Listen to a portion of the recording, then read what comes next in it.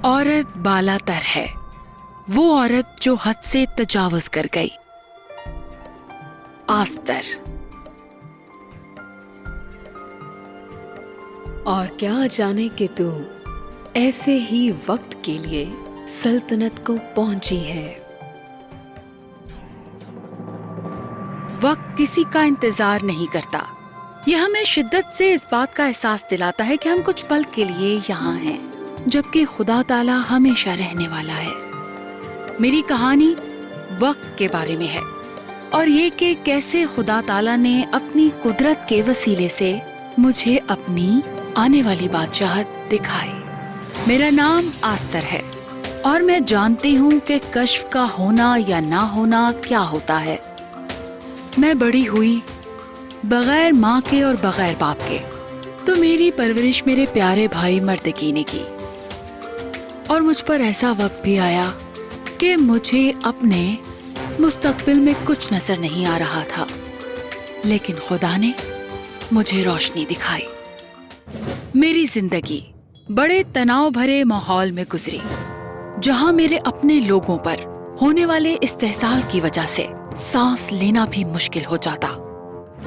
اگر آپ تاریخ کے اوراق کو پلٹیں تو ایسے بہت سے لوگ ملتے ہیں جنہیں صرف زندہ خدا کو ماننے پر قتل کر دیا گیا۔ انہوں نے سوچا کہ لوگوں کو مارنے سے جو خدا کو مانتے ہیں وہ نعوذ باللہ خدا کو ختم کر سکتے ہیں۔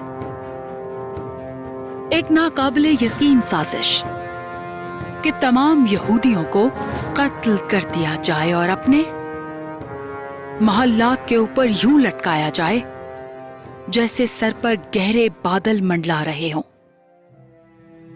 جب میں اپنے ساتھ خدا کے تعلق کو سامنے رکھتی ہوں، مجھے احساس ہوتا ہے کہ میرا مقصد ضرور اس کا مقصد ہونا چاہیے، اور میرا وقت اس کا وقت ہونا چاہیے، اور میرا دل ہمیشہ اس کی خدمت کے لیے تیار ہونا چاہیے۔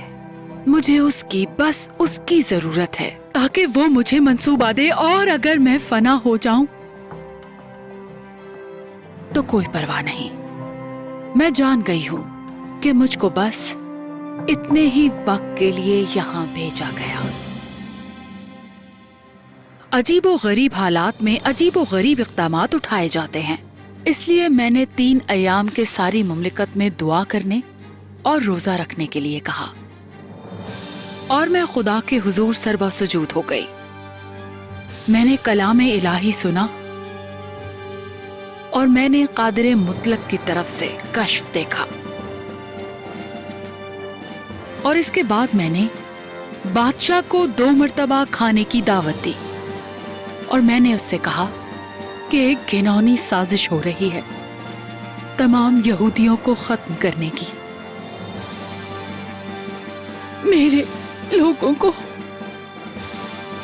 اور دوبارہ یہ معلوم ہوا کہ رب العالمین اور اس کا کلام دونوں سچ ہیں۔ وہی تاریکی کی پوشیدہ باتیں روشن کر دے گا، اور انسانوں کے دلوں کے پوشیدہ منصوبے سب کے سامنے ظاہر کر دے گا۔ اس کی قدرت بھرپور طریقے سے ظاہر ہوئی، اور یہودی قوم ایک بار پھر سے ایک بہت ہی معجزاتی طریقے سے بچا لی گئی۔ میں چاہتی تھی کہ میں گفت و شنید کروں، خدا سے مباحثہ کروں، اور اسے اپنی عاجزی بتاؤں کہ میں کیوں کر اس کردار کو نبھانے کی اہل نہیں ہوں، مجھ میں اتنی سکت نہیں ہے کہ میں یہ ذمہ داری نبھا سکوں۔ پر مجھ پہ آشکار ہوا کہ جب ہم رب العالمین کے نزدیک اپنا مقام نہیں جانتے کہ اس نے ہمیں کہاں رکھا ہے، تو اس کا ہرگز یہ مطلب نہیں کہ اس نے ہمارے لیے کوئی منصوبہ نہیں رکھا۔ خدا جانتا ہے کہ اس نے ہمارے لیے کیا منصوبہ بنایا ہے، اور وہ بھلے منصوبے ہیں، ایسے منصوبے جو تباہی کے لیے نہیں بحالی کے لیے ہیں، ایسے منصوبے جو ہمیں امید اور مستقبل دینے کے لیے ہیں۔ ایک کیلنڈر ہمیں تاریخ تو بتاتا ہے، لیکن اس میں اتنی طاقت نہیں کہ یہ وقت کی اہمیت کو سمجھائے۔ خدا آپ کو پکار رہا ہے جیسے اس نے مجھے پکارا، تاکہ جس وقت میں ہم رہ رہے ہیں اس کی ابدیت کی اہمیت سے ہم واقف ہو سکیں، کیونکہ ہم بخارات کی مانند ہیں۔ خدا تعالی ابدی ہے۔ ہم آج یہاں ہیں تو کل نہیں ہوں گے، تو کیا آپ اپنے مقام کو استعمال کریں گے خدا تعالی کے ابدی مقصد کے لیے؟ خداوند ہم کو اپنے دن گننا سکھا تاکہ ہم حقیقی دانائی حاصل کر سکیں۔ اپنی برکت اور رحمت کا سایہ ہمیشہ ہم پر رکھنا۔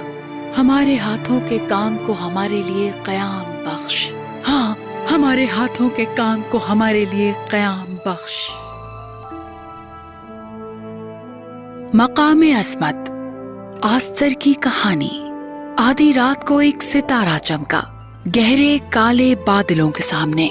میں سوچتی ہوں کیا ہوگا اگر اس کی روشنی زبردست ہو۔ وقت کے سایوں تلے